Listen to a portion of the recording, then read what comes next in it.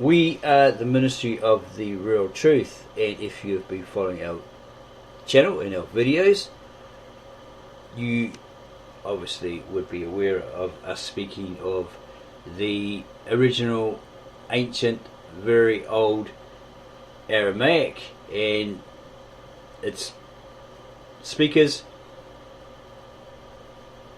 the Assyrian or the Assyrians.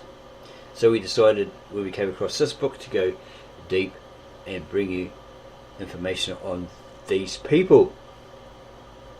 And it's titled The Assyrians from Badr Khan to Saddam Hussein, Driving into Extinction, the Last Aramaic Speakers, second edition by Frederick A. Abram.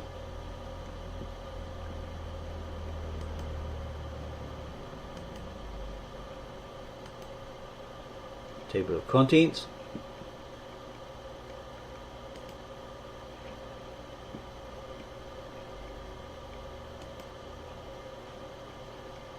And dedication. In memory of the author's grandmother, Shoshan of Karachalu, Urmia, and the 2/3 of the Assyrian people that perished in northern Mesopotamia, Assyria, in the last 150 years. Background introduction. In his previous book, Assyrians, the Continuous Saga, the author presented evidence that the Assyrians survived the fall of the empire in 612 BC. They continue to inhabit the region of northern Mesopotamia, which includes modern northern Iraq, southeastern Turkey, northeastern Syria, parts of northwestern Iran, and have preserved their distinct identity until the present time. For at least 4 millennia, Assyrians have inhabited the heartland of Assyria, specifically the Nineveh Plains, in and around the city of Mosul in northern Iraq. The majority of the Assyrians adopted Christianity during the lifetime of the apostles, the disciples and the apostles, or in the following century or two. Some continue to worship God Ashur, that's the title of God, one of the titles or names of God, until the 7th or 8th century. Today they remain predominantly Christians, because the American missionaries went in there and introduced Western Christianity into Urmia, etc. Through their church, the Assyrians were able to preserve many aspects of their culture, including language. In antiquity, the Assyrians spoke Akkadian, a Semitic language, and used the cuneiform script for writing. The Akkadian language has 2 branches, Assyrian and Babylonian, because when the Sumerians were top dog of the day, these Akkadians, as it was like fading out, they were dying out, they embraced the Sumerian texts, myths, texts, mythical texts, etc. And then when the Akkadian slowly fizzled out, the Babylonians adopted and adapted it. Through their church, the Assyrians were able to preserve many aspects of their culture, including language. In antiquity, the Assyrians spoke Akkadian, a Semitic language, and used the cuneiform script for writing. The Akkadian language has 2 branches, Assyrian and Babylonian. The Akkadian cuneiform script was a complex writing system and was used by special scribes.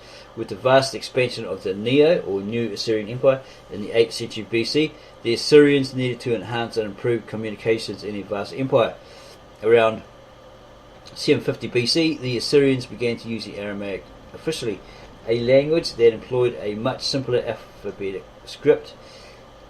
Maybe the cuneiform, writing the cuneiform, the wedge-shaped language was quite difficult and time-consuming, so they wanted something easier. Of course, the Assyrians continued to use the Akkadian cuneiform in much of the official documentation, palace records, courts, and other areas, even after the fall of the empire. In fact, in Assyrians, the Continuous Saga, the author provided a reference that shows the Assyrian Akkadian cuneiform was still in use in the 3rd century of the Christian era, 8 centuries after the fall of the Assyrian Empire. Aramaic became the lingua franca, or the trendy language, of the entire Near Eastern region due to the influence of the Assyrian and later the Neo-Babylonians and the Persian Achaemenids. The latter spread it to Central Asia. Aramaic was the language of the deported Israelites of the northern kingdom and the language of the tribes of the southern kingdom of Judah while in captivity. Yeah, because the disciples, Thomas, etc., grabbed these texts in the Galilean Aramaic, ran across the country, went through China, and they did quite well there. These people that stayed there, they were highly honoured by the Chinese, who believed what they were saying, and they thrived. And then obviously Thomas and them journeyed to India to spread the good news, where he was finally martyred by jealous Brahmins who was run through with a spear. When the Persian king Cyrus released the Jews from the captivity in Babylon in 538 BC, they brought Aramaic back with them to the Holy Land. Aramaic remained the native tongue of the Jews as Christianity was born. It's the Roman empirical Christianity. It was the native language of Jesus Christ, or Yeshua Mashiach, or Jesus the Messiah, and of his apostles, his disciples and apostles. Therefore, it is not surprising that when the New Testament was originally being written, it was written in Aramaic and not Greek, or Galilean Aramaic. As it is presumed, Aramaic or Syriac remained as a dominant language in the Near and Middle East 2 centuries after the Islamic conquest of the 7th century. In their own language, the Assyrians refer to their language as Lishana Aramea, some Lishana Artika, the Aramaic language, or Lishana de Sureth, or Lishana Syriac language. This term, Syriac, which seems to be used first by the Greeks, came into use after Assyrians adopted Christianity and as they began to identify themselves with the term Syriac, singular Syria, where the latter is the Christian version of the original Akkadian word Assyria, or Assyria, meaning Syrian. Eventually, with the adoption of the Aramaic alphabet and interfacing with the Aramaic tribes of Syria and those of Mesopotamia, a new language, or better yet dialect, developed with time. Many argue that to call the Assyrians modern language as Aramaic or Syriac is not completely accurate. They prefer to use the term Neo-Assyrian or New Assyrian because the language continues to be heavily influenced by Assyrian Akkadian vocabulary. Furthermore, they argue that Persians use Arabic alphabet and the Turks use Latin, but no one identifies the Persian language as Arabic or that of the Turks as Latin.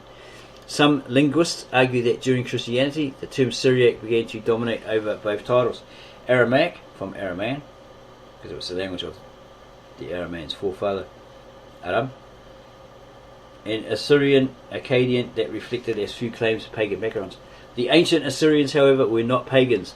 They believed in monotheism and the one supreme god, Asher. The Mesopotamian or Assyrian Babylonian mythology contributed greatly to Christianity. If we study the Assyrian prophecy corpus published first in 1875 by George Smith, we would see amazing parallels between the Old Testament prophecies and the ancient Mesopotamian prophecies. For instance, Moses lived in late 13th and early 12th centuries BC, and his story is mentioned in Exodus. The story explains how he, as a baby, was left in a basket by the shore of the Nile River, founded by a daughter of Pharaoh, raised as royalty through his royal mother, and grew up to become a powerful leader, which is very similar to what's got here. This story has similarities with the much earlier story of King Sargon I of Akkad, or Arcadia, which took place between 2371 and 2316 BC. One of the most remarkable parallels between the Old Testament and the Babylonian and Assyrian accounts is the story of Noah and the flood, recorded in Genesis, and the Babylonian and Assyrian accounts of the deluge, recorded in the Epic of Gilgamesh, that existed as early as 2000 to 3000 BC. Unfortunately, this side of Mesopotamian history is not given the attention it deserves. Many of the world's religions and Oriental mysticism and philosophies are heavily influenced by ancient Mesopotamian history and mythology, as many stories can be found in the religious texts of Judaism, Christianity and others. During early Christianity and with the divisions caused by the Christological disputes of the 5th century, Assyrians were labelled by their religious denominations such as Nestorian and Jacobite.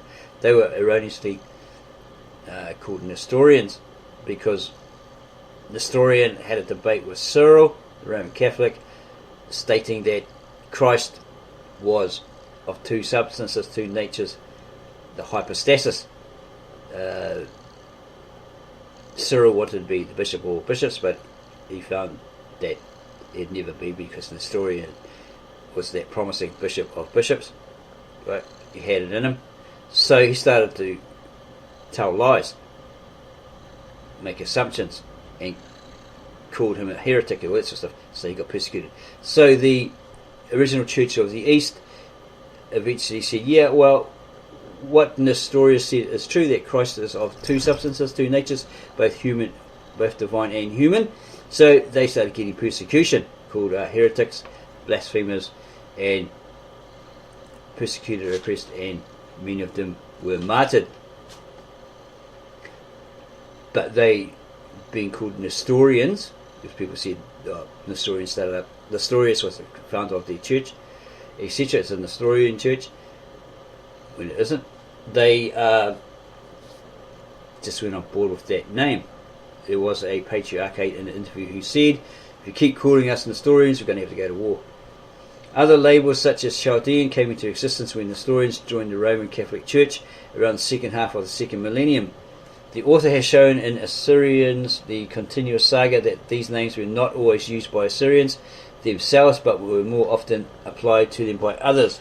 Over time, most of these names became common in daily use by the Assyrians themselves. Following the Islamic conquest of the Middle East in the 7th century AD, many Assyrians converted to Islam and were lost forever to the Assyrian nation. Early Islam tolerated Christians and Jews as al-Kitab, people of the book. So that's who the Assyrians were, the people of the book. Their rights and obligations under Islam were defined through the Dhamma system. Al-Dhamma, people of the pact, or Dhimmis, in essence were considered as second-class citizens and were vulnerable to persecution in times of strife. Conversions to the dominant religion was seen by some as a way to escape this unfavourable status. However, the position of Christians drastically declined during the Mongol conquest of the 13th century and afterwards. Originally, the Mongols seemed to favour Christians, and some were spared the wholesome destruction caused by the Mongol invasion.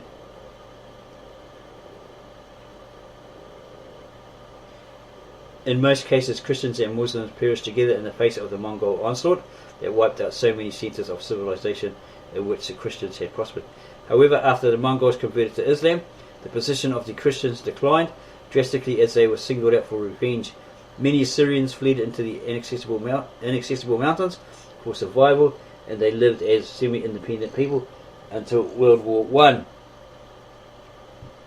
Meanwhile, their original homes and lands were taken over by their Muslim neighbours.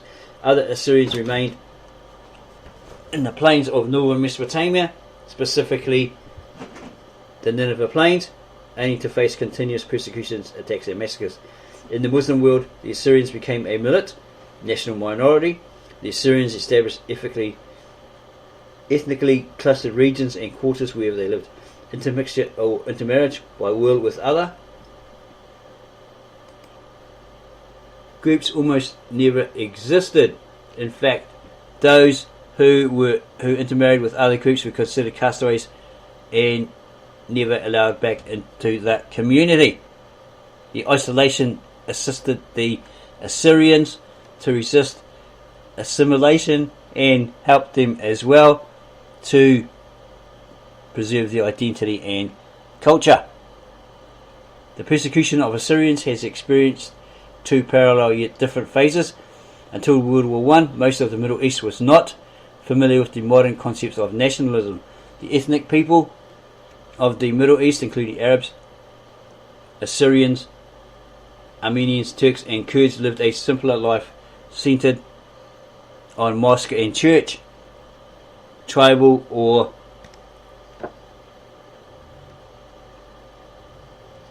affiliation or village and city origin. In general, conflicts were either religiously oriented conflicts,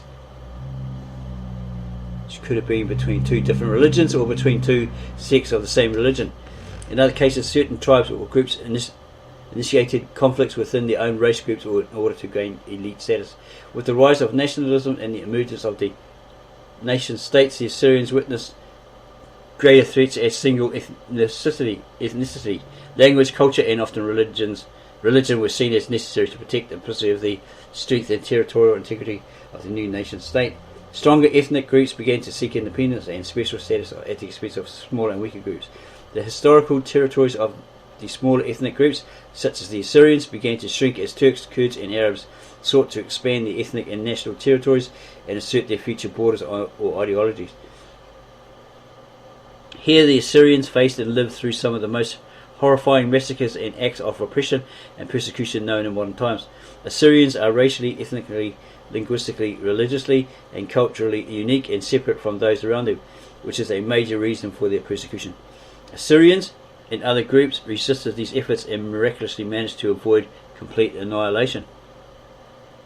Following World War I and until about 2 decades ago, ethnic oppression against Assyrians became more common than religious oppression.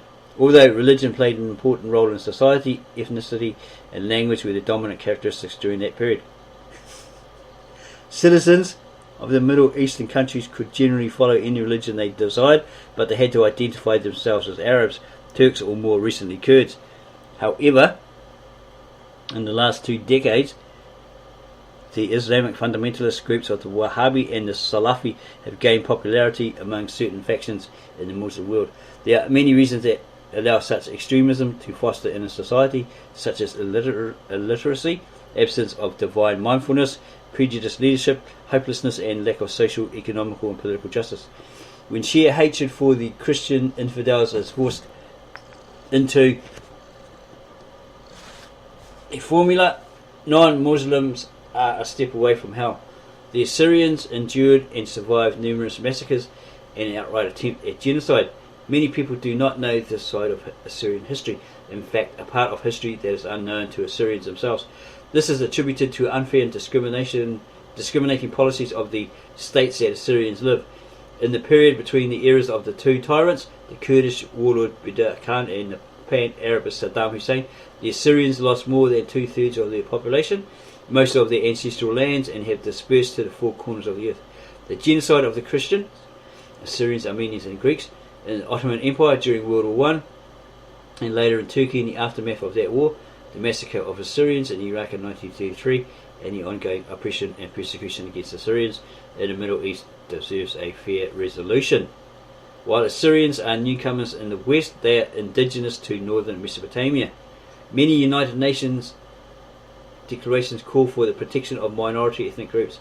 This calls upon the countries like Iraq, Iran, Turkey and Syria to undermine and marginalise their minorities, whether indigenous or not. Most of these countries choose not to protect their minority ethnic groups because protection would represent a conflict with their policies of ethnic cleansing. Arab nationalists envision the greater Arab world composed of mainly Arabs. Turkey, for instance, was born on the foundation of the principles of Mustafa Kemal Atatürk, who believed in and worked for Turkey for Turks. Kurdish nationalists, meanwhile, see all those who are living among them as either Muslim Kurds or Christian Kurds, and call the heartland of historic Assyria as Kurdistan. The United Nations has been issued many declarations for the protection of indigenous people. Therefore, the United Nations special charters must cover the Assyrians as a minority ethnic group and as an indigenous people. Since these countries are full members of the United Nations, they are obligated to implement these charters. Countries such as Iraq, Turkey, Iran and Syria see declarations on human rights and protection of minority ethnic groups and indigenous people as a burden on their governments because they require special laws, attention, treatment and other provisions for these groups. The Assyrian exodus from their ancestral lands in the Middle East has continued since World War I. This exodus happened for various reasons. Yes, I'm not allowed to be frivolous.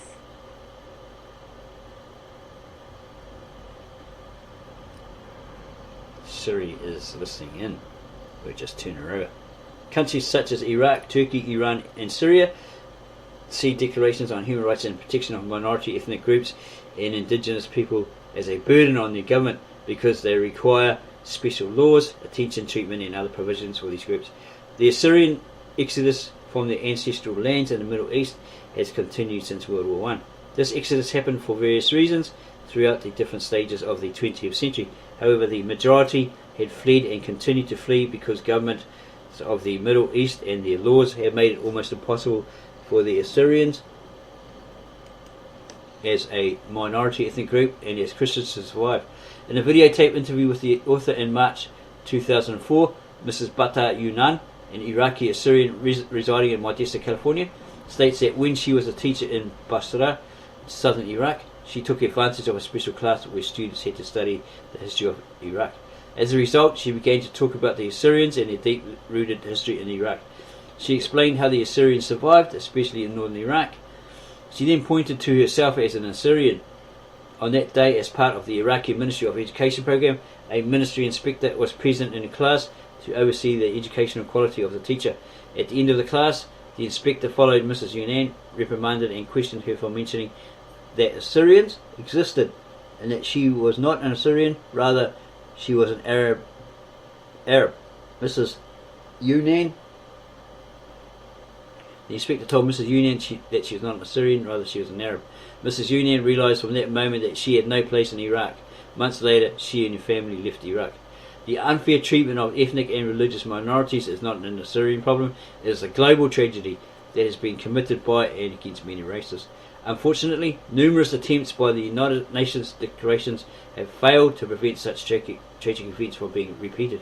While many look at this problem in a most pessimistic way, and understandably so, the survival of such decimated minorities should be viewed as a triumph for the human race. This triumph should be celebrated by all nations. Tolerance should be the path of the future, because the disappearance of any ethnic or religious minority or any indigenous people is a loss for humanity. So this book covers the Assyrians in the last century and a half.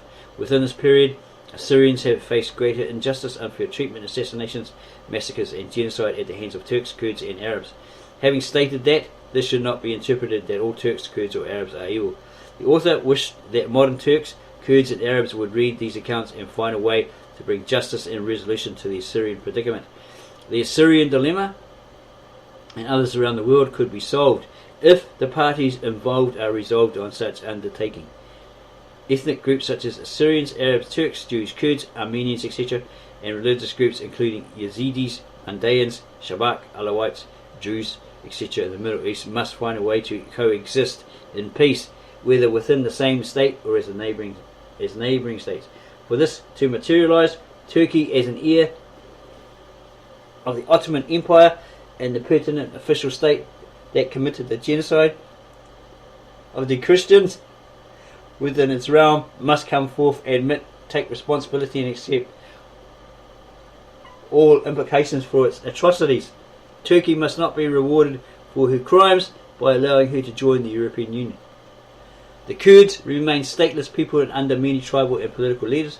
Therefore, it is expected at this point at least that their distinguished notables, intellectuals and historians to step forward and take responsibility for all the atrocities they committed against the Assyrian people, so that a new page of relations between the two peoples could commence. If and when a Kurdish state is created, it must face charges of genocide committed against the Assyrians as well. It is very unfortunate that Kurdish literature and nationalists, for example, treat many Kurdish warlords who committed many of these atrocities, such as with Khan Beg, as national heroes. Also, Iraq must take responsibility for massacring innocent and armless Assyrians in 1933 and destroying hundreds of Assyrian villages and churches in northern Iraq during its conflict and war with the Kurds that began in 1961.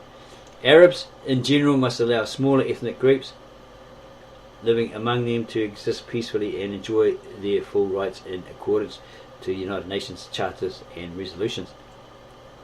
The accounts of genocide, massacre, oppression, persecution, rape, abduction, assassination, etc. against Assyrians recorded in this book are the tip of the iceberg. Okay? You suggest you visit those sites, these websites, and then you make appreciation to many who contributed to this book. Frederick Ephraim, January 2007. Chapter 1. The Massacre of the 19th Century. The Massacres of the 19th Century, a prelude to genocide. From time immemorial, the Assyrians have inhabited and continue to inhabit a compact region in northern Mesopotamia, which includes northern Iraq, southeastern Turkey, northeastern Syria, and parts of northwestern Persia. Prior to World War I, this region was not separated among the four modern countries of Iraq, Turkey, Syria, and Persia. Iran that exists today with the current borders. This region, with the exception of Persia, was part of the Ottoman Empire for almost half a millennia. Furthermore, the precise borders between the Persian and the Ottoman empires that fell in Mesopotamia were vague.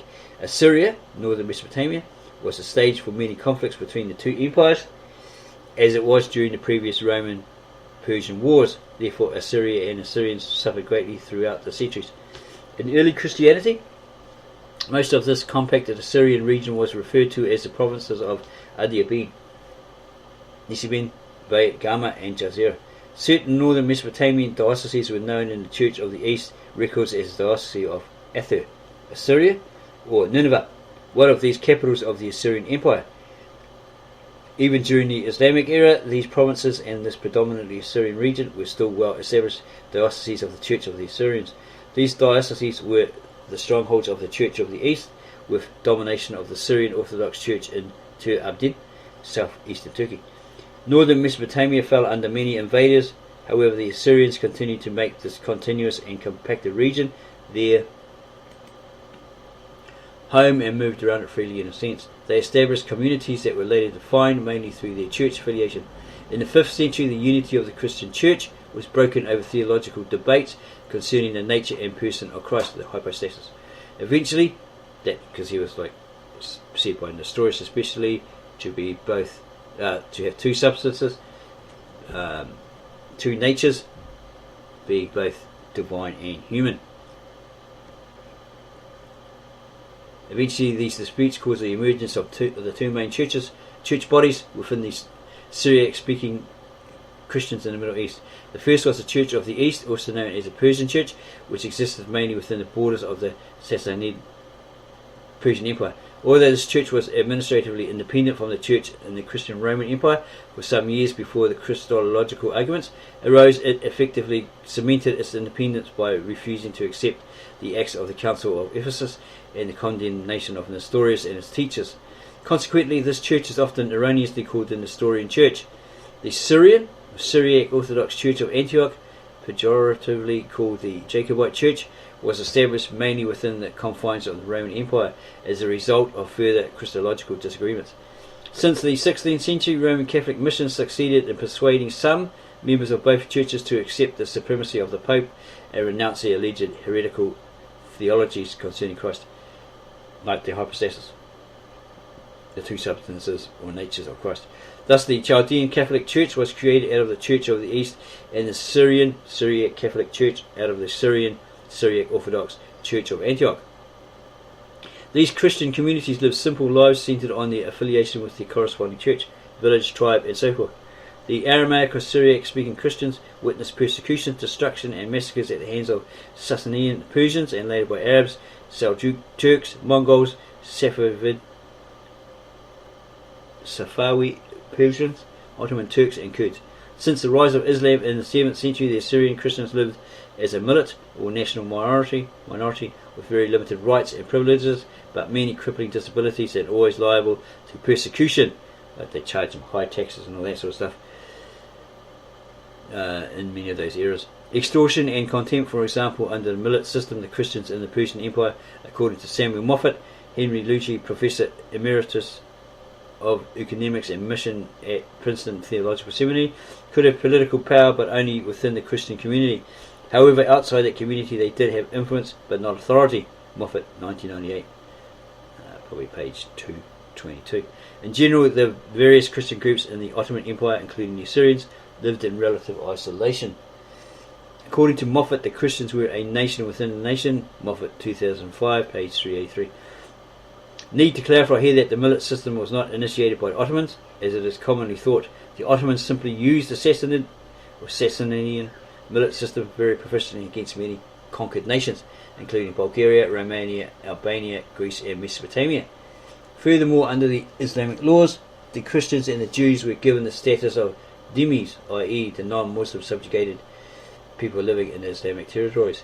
According to Bart Yeo, who studied at the Institute of Archaeology at London University, then at the University of Geneva, and worked in the field of historical research, the dhimmi concept represents a behaviour by the Christians and Jews who the Muslims considered as infidels, dictated by fear, pacifism, submissiveness, and vulnerability. She explains that The origin of this concept is to be found in the condition of the infidel people who submit to the Islamic rule without fighting in order to avoid the onslaught of jihad, or holy war, or retribution. By their peaceful surrender to the Islamic army, they obtained the security for their life, belongings and religion, but they had to accept a condition of inferiority, spoliation and humiliation. As they were forbidden to possess weapons and give testimony against a Muslim, they were put in a position of vulnerability and humility. As Demes, the Assyrian Christians survived as an ethnic and religious community despite persecution and hardships, and when conditions permitted, they even took prominent positions in civic life. Many aspects of this oppressive status are still applied on the non-Muslim minorities in the Islamic world. The Chaldean Assyrians of the Nineveh, Mosul Plain, and Jacobite Assyrians of the Tur Abdin region of southeast Turkey were under the direct rule of Ottoman Turks. These two regions were predominantly an Assyrian Christian domain. However, there were Arabs and some Kurds living among or around the prior group, and some Kurds around the latter. As we will see later, these Assyrians faced continuous destruction, persecution and murder at the hands of the Turks, Kurds and Persians. The Nestorian Assyrian tribes of Tyari, Tacoma, Jelu, Baz and Diz lived as independent tribes in the isolated and fortified northern Mesopotamian Hakkari Mountains since the destruction of Tamerlane and until the massacres of Beda Khan of the 1840s. These tribes were affiliated with the Church of the East and enjoyed a considerable degree of independence. The Nestorian Assyrians were perhaps the only Christian group that did not pay tribute to anyone but to the patriarch. Citing Aslan, historian Hermes Abuna writes that during the reign of Sultan Mahmud II, 1808 to 1839, the Ottoman Empire lost control over much of its possessions in Europe and Africa. The Sultan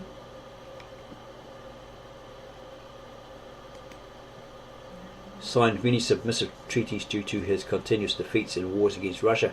Citing Suleiman Beg, Abuna explains later that the Sultan turned his attention to regain the eastern provinces, which his predecessors Salim I, 1512 to 1520, and Suleiman the Great, 1520 to 1566, had annexed to the Ottoman Empire. These provinces, including northern Mesopotamia, were lost and subsequently gained a sort of independence as the Ottomans were preoccupied for 3 centuries in Europe. Furthermore, Abuna asserts that one could consider the year 1831 as a turning point in the history of Mesopotamia, as destructive wars erupted for the following 2 decades. Abuna, 1999, page 304. Sultan Mahmud II was desperate for a victory to overcome the defeats his army had experienced in Europe. The Assyrian members of the Church of the East of these eastern provinces were divided into 2 groups. The first were the independent tribes living in the Hakkari Mountains, known as Assyrian tribes. The second were those under the direct rule of Kurdish Aghas in the plains, known as Rayat subjects. The Kurdish rulers grossly abused the latter group. These Rayat Assyrians were obligated to pay the Kurdish emirs, princes in the region, high percentages of the income they generated from their annual harvest and part of their livestock as the price of protection from other Kurds. A special system of coexistence and understanding existed between these Rayat Assyrians and Kurdish tribes in the region. In addition, a special system of coexistence existed between the Patriarch and the Kurdish emirs. Hakkari, for example, was within the jurisdiction of the warlord Nurullah Beg. However, the Patriarch had power in the region that could be challenged only by Nurullah himself. This relationship, however, took a turn for the worse due to many reasons, some related directly or others indirectly. First, the Russian-Persian Wars of 1804 to 1813 and 1826 to 1828, through which Russia occupied certain provinces in northern Persia. The Russians controlled Georgia in 1801. Azerbaijan followed according to the Treaty of Turkmenchay of February 10, 1828. Many of these regions were ruled by Muslims for centuries, and when the Russians occupied them, power shifted to the oppressed Christians living in these regions. Through the incitement of the Muslim leaders, a holy war was declared against the Russians in the whole regions of Transcaucasia and subsequently against the native Christians. The second reason is the arrival of the various Western missionaries to Assyrian regions in northwest Persia, Iran, and southeast Turkey. According to Robin E. Waterfield, religious enthusiasm in England led to the foundation of the Church Missionary Society in 1799. This enthusiasm spread to America, and the Interdenominational American Board of Commissioners for Foreign Missions was founded in 1810. Missionaries were sent to various regions around the Mediterranean, including Turkey. When the British chaplain in Constantinople, Robert Walsh, published his report on the Nestorian Assyrians in the Missionary Herald in 1826, the decision to expand the missionary work to Persia was made. Eli Smith and H.D. Dwight reached Urmia in 1831. Due to the Russian occupation, many of the Transcaucasian Muslims moved to the eastern provinces of Turkey and brought with them their feelings of animosity and resentment. These sentiments were soon exercised against the native Christians in eastern Turkey, who made a sizable percentage of the population, but mostly during World War I. According to Moffat, in the early 19th century, about one-third of the population of Turkey in Asia was Christian. Moffat 2005, page 383. Some historians claim that the missionaries presented a threat to the religion of Islam, which was hardly the case. Of course, the internal Turkish-Kurdish and Kurdish conflicts and relations played a major role in the turning point to which Abuna pointed. For example, the Turks used Muhammad Pasha al-Rawandazi of the Sorani Kurds to destroy the Babani and Badinani Kurds. Of course, al-Rawandazi destroyed many Yazidi and Assyrian towns and villages as well. In fact, his destruction caused the collapse of the al-Jalili historian Christian family rule in Mosul and the coming of Turkish Muhammad Bayraktar to power in 1835. Abuna 1999, page 308-309, possibly. Apologists, for example, try to divert the main reason for the Kurdish massacres of Assyrians by pointing to certain events in order to justify these massacres. They claim, for example, that it had to do with the disunity of the Assyrians themselves and the support of various factions for different Kurdish tribes or competing missionaries. By 1835, the American Protestant missionaries were already establishing themselves in the region. They somehow worked to undermine or reduce the authority of the Patriarch, and certain church leaders and laymen welcomed the intrusion. The Assyrians were at a point of split loyalties, where the Anglicans supporting the Patriarch and the American Protestants favoured his adversaries. In addition, there was a schism in the house of Akari between Nurullah Beg and his kinsman Suleiman Beg. Mar Shimun, the Patriarch of the Church of the East, supported Suleiman Beg, who was later deposed and displaced. Is that talking about Mar Shimun, who was assassinated by Kurds? Because he was the Patriarch in 1957 and he was assassinated by them in 1975. Could be. In northern, it doesn't seem to really hint a date there, right? In northern Mesopotamia, fierce battles between Turks and Kurds from one side and between the various Kurdish tribes from the other side kept the region in chaos. According to Abuna in 1836, Badinani Kurd Ismail Pasha succeeded in controlling Ahmadiyya and its fought as the Turks were preoccupied with subduing al-Rawandazi. And it goes on.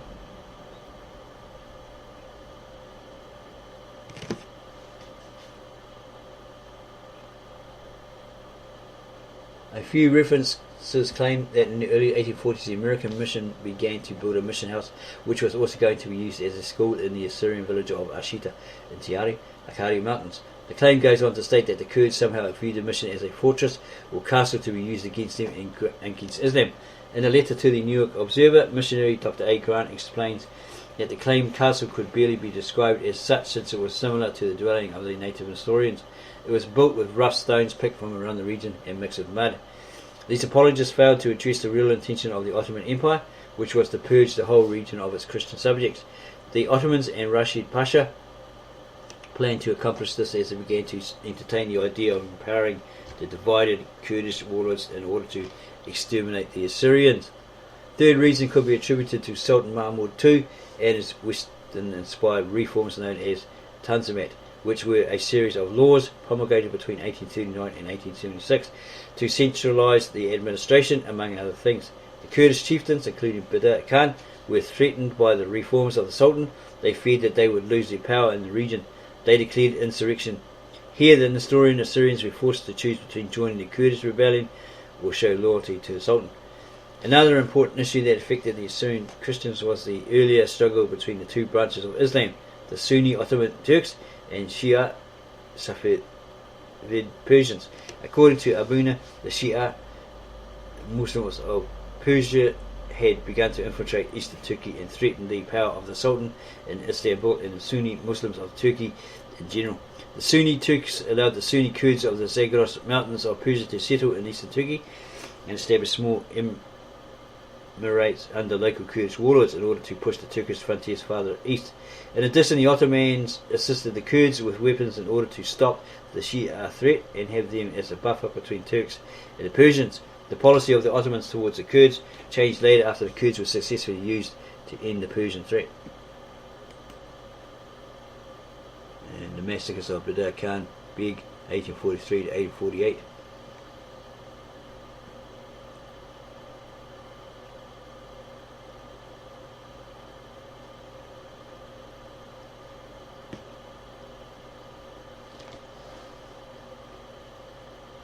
Professor Abraham Yohanan, minister in St. Bartholomew's Church, New York, and professor of Oriental Languages in Columbia University, describes part of the systematic massacre that befell Assyrians in 1843. He writes that Badr Khan, with other Kurdish leaders, intended to burn, kill, destroy, and if possible, exterminate the Christian race from their mountains. And he adds,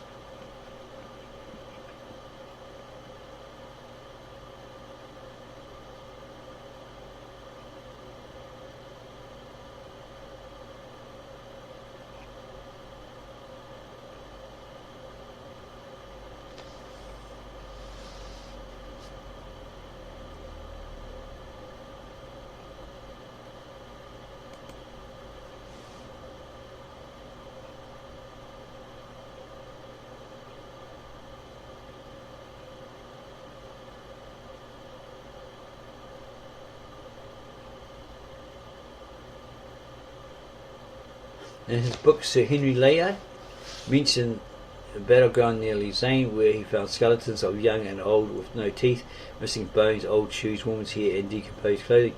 Few escaped the massacre and found shelter with Hassan Aga of Chal. This was in 1974. One might ask, how would Nestorian Assyrians seek shelter with another Kurdish leader? The tribal life in Hakkari Mountains was based strongly on personal relations and alliances between heads of tribes. Many times Kurdish tribes fought each other over control and supremacy. A plea by the Assyrians to the Sultan and Turkish Wali of Mosul fell on deaf ears. The Ottomans stood idle as the systematic massacre of Assyrians continued. This stand was natural since the Kurds, who were in fact executing Ottoman plans. Reverend Percy G. Badger, who visited the region, described the destruction of the Kikoma Assyrian tribe. And he writes, many attempts by the Patriarch to negotiate peace with the Kurds failed. Badger writes that the Nestorians turned to the Aga of Tal, who offered protection for women and children. The Nestorians accepted and they sent most of the women and children on their way. The Aga of Tal informed the other Kurdish leader, Zainab Beg, about the deal. The latter ambushed the party and 300 women and as many children were brutally put to the sword in one indiscriminate slaughter. Only 2 girls who were left for dead escaped the wrath of the Kurds to relate the horrifying tale. Badger, 1987, page 370. And then Badger writes, and so forth.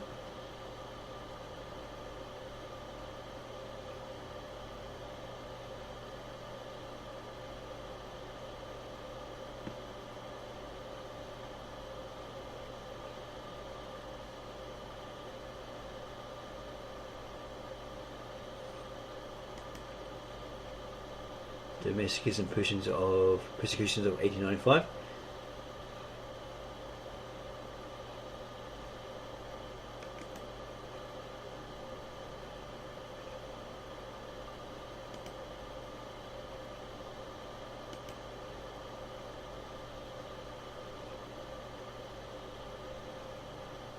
The genocide documentation and definition.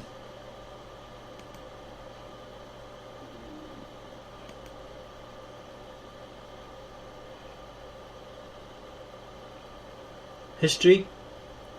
Okay, this is Thea Halo in her mother's biography addresses these issues in depth and states, history has been written by so few disinterested authorities that, depending on the nationality or loyalties of the writer, the facts have been slanted or even twisted to cast the events in a very calculated light. Numerous scandals have surfaced concerning the Turkish government's policy of paying American universities, such as Princeton, endowments to ensure that a history is taught that is favourable to Turkey, one that excludes reference to the Armenian, Greek and Assyrian genocides. With many cheers for Turkish studies at American universities, Turkey's revisionist history has a chance of reaching a large segment of the American student body. On October 27, 1995, the Chronicle of Higher Education, a report by Amy Magre Rubin, stated that a petition was being circulated by American scholars that accused the Turkish government of using United States academics and universities to manipulate its history by excluding reference to its genocides of the Armenians and so forth.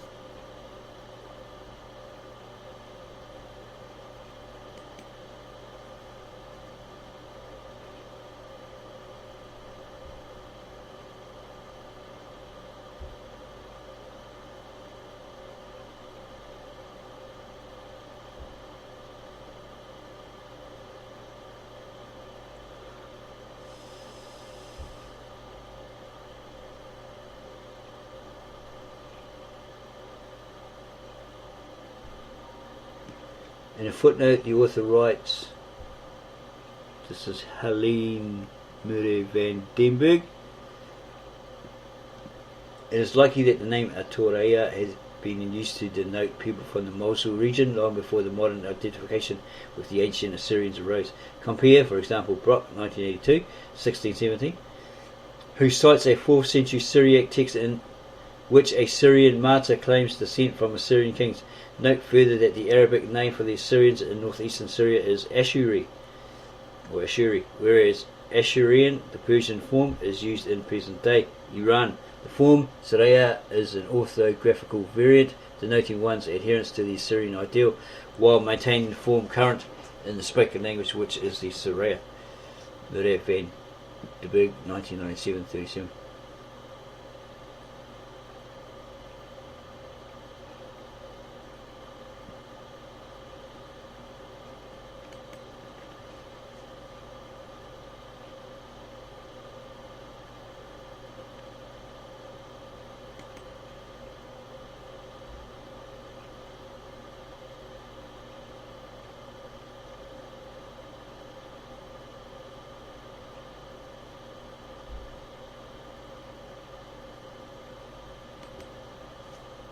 The destruction of the Assyrians in the homeland.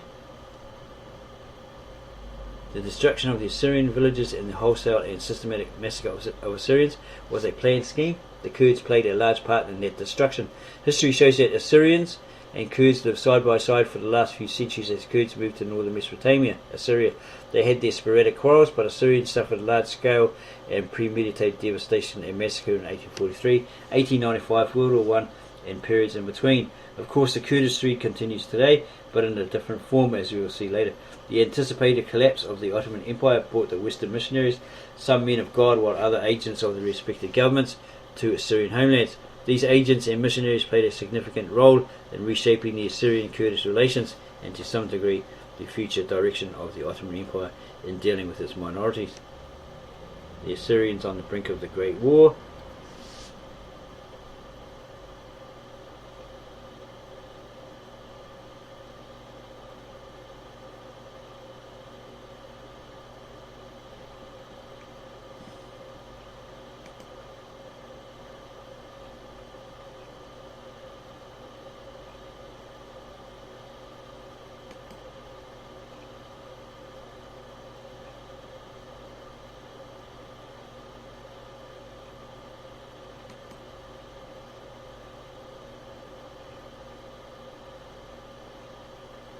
Ma Benjamin Shamoun meets the Grand Duke and more Russian promises.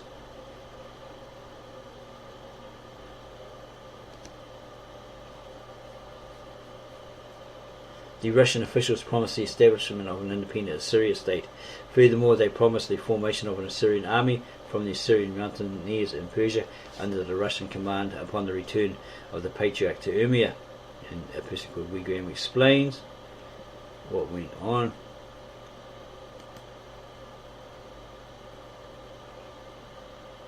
The first Russian retreat from Azerbaijan and the Assyrian exodus to Russia. Germany's plan to deal with Russia was to start a holy war in the region, which stirred into action millions of Muslims from Turkey to Central Asia to attack the Russian forces across the frontiers of Afghanistan, Turkmenistan and Persia. Such attacks would have seriously preoccupied Russia and given Germany a free hand on Russia's western front.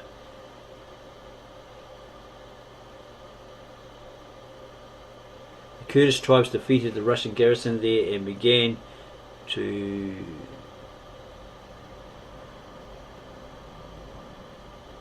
plunder and burn Assyrian villages. The plan was to allow all the Christians to gather in the big cities, and an agreement with the local Muslims was struck when, as soon as the Kurds entered those cities, the locals would join in the onslaught and massacre of the entire Christian population.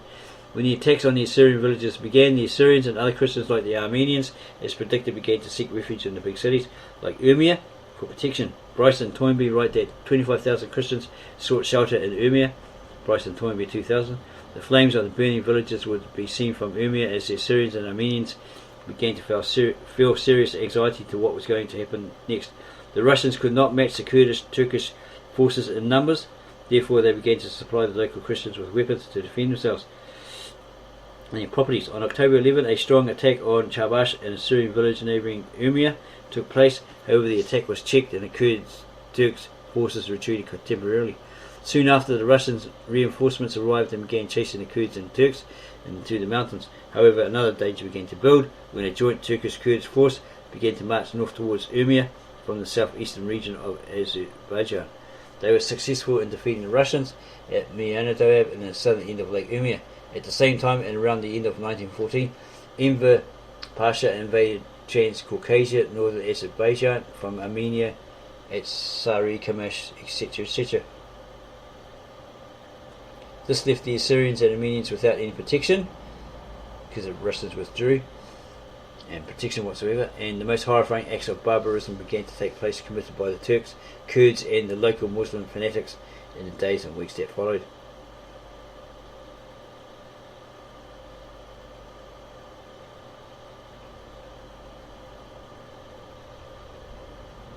The only way out for part of the Assyrian population was to follow the Russian army to Russia.